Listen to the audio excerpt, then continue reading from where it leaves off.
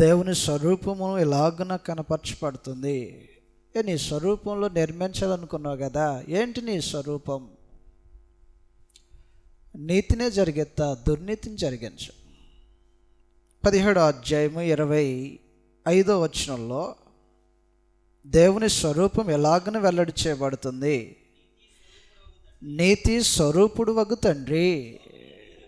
అందువలన ప్రభువైన యేసు దేవుణ్ణి ఉద్దేశించి మాట్లాడేటప్పుడు, తండ్రి దుర్నీతిపరుడు కాదు నువ్వు, దుర్మార్గత అన్యాయాన్ని జరిగించేవాడు కాదు నువ్వు, నీతిపరుడవు, నీ స్వరూపం అది.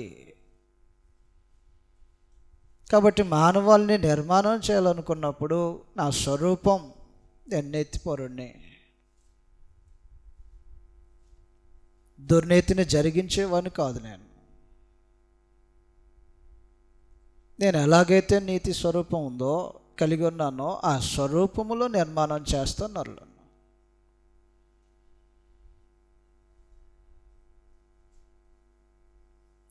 ప్రకటన గ్రంథము,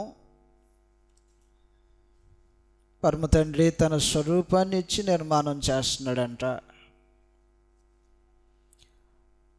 6వ అధ్యాయము 10వ వచనంలో ఇలాగని రాయబడి ఉంటుంది, వారు నాదా సత్యస్వరూపి. దేవుడు ఏ స్వరూపం కలిగి ఉన్నాడు? సత్యస్వరూపి అయి ఉన్నటువంటి దేవుడు. నేను సత్యవంతుణ్ణి, నాలాగే నరులను నిర్మాణం చేస్తా. దేవుడు సత్యవంతుడై ఉండి సత్యమును స్వరూపముగా ధరించిన వాడై తన వంటి మనుషులను, తనలాంటి స్వరూపం కలిగినటువంటి మనుషులు నిర్మాణం చేయాలని. నీతిమంతుడై ఉన్నాడు, నీతి స్వరూపం కలిగి, సత్యవంతుడై ఉన్నాడు, సత్య స్వరూపాన్ని కలిగిన వాడై, ప్రేమను వ్యక్తపరచగలిగినటువంటి స్వరూపం కలిగి ఉన్నాడు, ప్రేమాస్వరూపి అయి. యోహాను రాసిన మొదటి పత్రిక 4వ అధ్యాయం. ఆయనలో ద్వేషం లేదు, మత్సరం లేదు, ప్రేమించేవాడు, కపటమైనటువంటి ప్రేమ లేనివాడు, నిష్కపాటమైనటువంటి ప్రేమ అది. అటువంటి ప్రేమ కలిగిన వాడు నరులను నిర్మాణం చేయాలనుకున్నప్పుడు నా స్వరూపం, నా ఇమేజ్ ఏదైతే ఉందో అదే ఇమేజ్లో నరులను చేయాలి. యోహాను రాసిన మొదటి పత్రిక 4వ అధ్యాయము 8వ వచనంలో ఎలాగని రాయబడి ఉంటుంది, దేవుడు ప్రేమాస్వరూపి, ఆయన స్వరూపం అదే. కాబట్టి కళంకం లేనటువంటి ప్రేమ కలిగిన వాడై, అబద్ధము చెప్పనటువంటి సత్యవంతుడై ఉండి, నీతిని మాత్రమే జరిగించే నీతి స్వరూపైనటువంటి దేవుడు నరులను నిర్మాణం చేయాలనుకున్నాడంట. నా స్వరూపం ఇది, నీతి జరిగేస్తా, సత్యమును వెల్లడి చేస్తా, ప్రేమను వ్యక్తపరుస్తా. ఆ స్వరూపానికి తగినట్టుగా నరులను నిర్మాణం చేస్తా. కాబట్టి నరుడు కూడా ఎలాంటి వాడై ఉంటాడు? అప్పుడు ఆయన వలె నీతిమంతుడిగాను, ఆయన వలె సత్యవంతుడిగాను, ఆయన వలె ప్రేమ కలిగినటువంటి వాడుగాను ఉండాలని దేవుడు తలంచాడు. నా పోలిక నీకు ఇస్తా. హెబ్రీయులు రాసిన పత్రికలో ఇలాగని రాయబడి ఉంటుంది, మన స్వరూపము మన పోలిక. నీ పోలిక ఏంటి?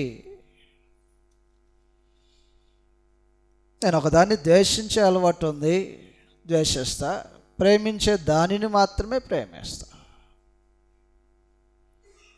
ఏం ప్రేమించి ఏం ద్వేషిస్తావు? ఏంటి నీ పోలిక? హెబ్రీయులు రాసిన పత్రిక 1వ అధ్యాయము 9వ వచనంలో లాగని రాయబడి ఉంటుంది, నీవు నీతిని ప్రేమించితివి, దుర్నీతిని ద్వేషించితివి. కాబట్టి దేనిని ప్రేమించాలో దానిని మాత్రమే ప్రేమించటము, దేనిని ద్వేషించాలో దాన్ని ద్వేషించే దగ్గర ద్వేషించటం. ద్వేషించే దాన్ని ప్రేమించేవాడై ఉండడు దేవుడు. పాపాన్ని ద్వేషిస్తాడు, ప్రేమించాడు. అన్యాయాన్ని దేవుడు గద్దెస్తాడు, ప్రోత్సహించడు. కాబట్టి ఆయన పోలిక అది. ప్రేమించేది ప్రేమించటము, ద్వేషించేది ద్వేషించటం. ఎలాగను దేవుడు భూమి ఆకాశములు చేయబడినప్పుడే భూమి మీద నరజాతిని చేయాలనుకుంటున్నా నేను అని ఆలోచన చేశాడంట. ముందు చూపు కలిగిన దేవుడు.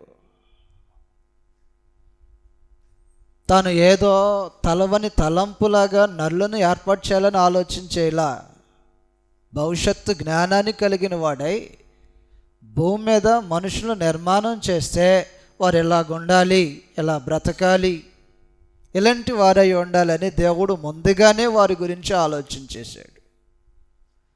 కాబట్టి నా గురించి నా దేవుడు ఏం ఆలోచన చేశాడు అనుకోవాలి ప్రతి వారము?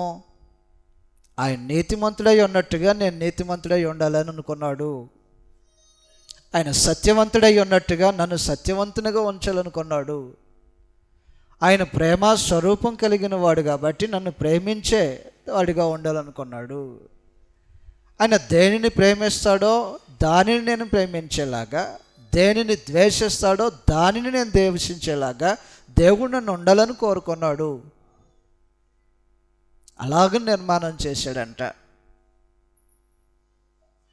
నీతిమంతుడిగాను, ప్రేమ కలిగిన వాడుగాను, సత్యమును పక్షంగా సత్య విషయంలో సత్యాన్ని అనుసరించడం కోసం దేవుడు నరులను నిర్మాణం చేశాడు. కాలక్రమంలో మనుషులు ఏమయ్యారంటే అసలు దేవుడికి స్థానం లేకుండా చేశారు. తమ జీవితాల్లో దేవునికి స్థానం లేదు,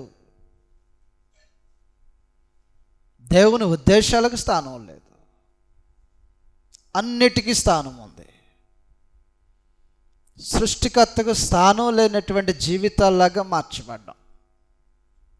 ప్రతి వారము రోమిలు రాసిన పత్రికలు ఎలాగని రాయబడి ఉంటుంది, జీవితంలో ప్రతిదానికి స్థానాన్ని ఇచ్చి స్థానము ఇవ్వవలసినటువంటి వారికి స్థానం లేకుండా చేసుకున్నటువంటి మన మీద దేవుడు కృప చూపించడం కోసం ఏర్పాట్లు చేశాడు. రోమిలు రాసిన పత్రిక 1వ అధ్యాయము 28వ వచనంలో ఎలాగని రాయబడి ఉంటుంది, ఎందుకు స్థానము లేదో, ఎవరికి స్థానము లేదో రాయబడినటువంటి సంగతులు చదువుతాం. రోమా 1వ అధ్యాయము 28వ వచనంలో, మరియు వారు తమ మనసులో దేవునికి చోటి నొల్లకపోయారు గనుక. మనసులో చోట్లేదంట. ఎవరికి చోట్లేదు? దేవునికి చోట్లేదు. చోటు ఉండవలసినటువంటి ఆయనకు చోట్లేదు. ఎందుకు చోటు లేకోకుండా పోయింది?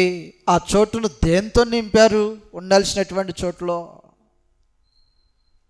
ఆ చోట్లో దేంతో నింపారు అంటే కింద భాగంలో 29వ వచనంలాగా రాయబడి ఉంటుంది, దేవుడు భ్రష్ట మనసునకు వారిని అప్పగించెను, అట్టివారు సమస్తమైన దుర్నీతి చేతను, దుష్టత్వం చేతను, లోభము చేతను, ఈర్ష్య చేతను నిండుకొని మత్సరము, నరహత్య, కలహము, కపటము, వైరమును వాటితో నిండిన వారై దేంతో నింపబడ్డారు. ఇప్పుడు ఎందుకు చోటు లేకుండా పోయింది ఆయనకి? సృష్టికర్త అయినటువంటి దేవుడు ఎంతో ప్రేమించి తన స్వరూపములో తన పోలికలో నరులు నిర్మాణం చేయాలని కోరుకుంటే ఆఖరికి సృజించినటువంటి దేవునికి చోటు లేదు. మీ హృదయాల్లో చోటు ఉందా? మా దగ్గర చోటు లేదండి అన్న. ఎందుకు చోటు లేదు? ఆల్రెడీ ఇది ఫిల్ అయిపోయి ఉంది. వేటి చేత ఫిల్ అయిపోయి ఉంది?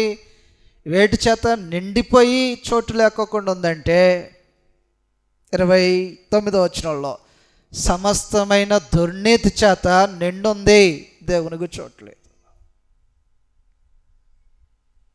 నీతి జరిగించడం మానేసేసారు మనుషులు. అక్రమం విస్తరించింది. అది న్యాయమా అన్యాయమనే ఆలోచన లేదు.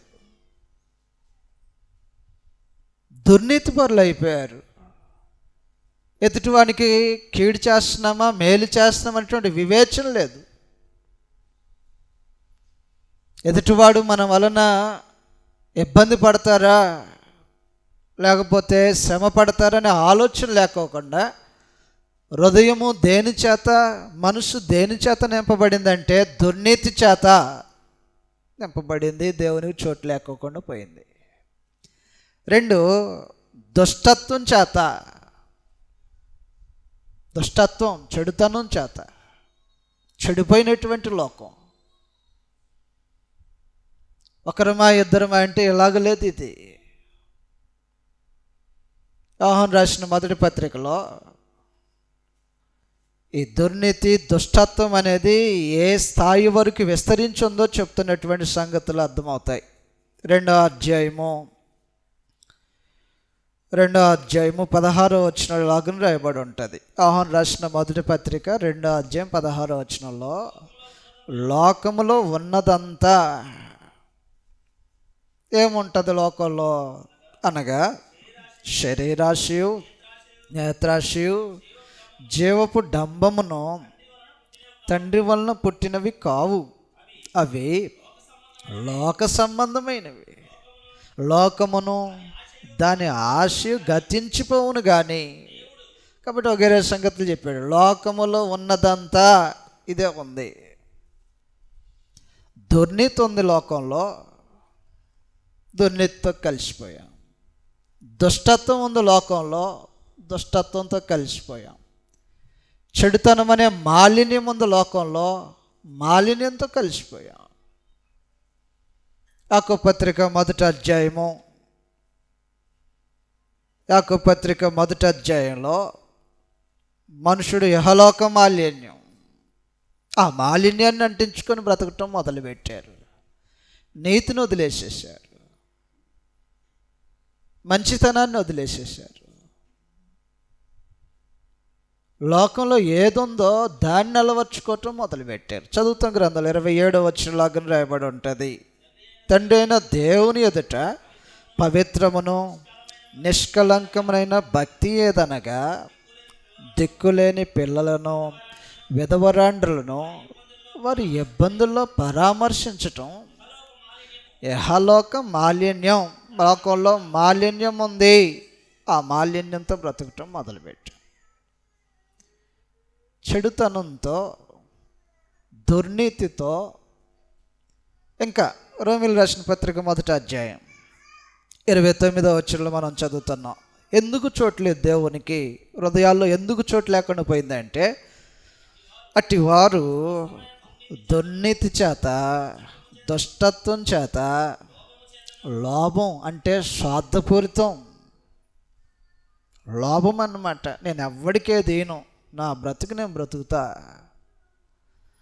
లోభము, పిసినితనము, పంచిపెట్టే మనసు ఉండదు, దాతృత్వం అనేటువంటి క్రియలు ఉండవు,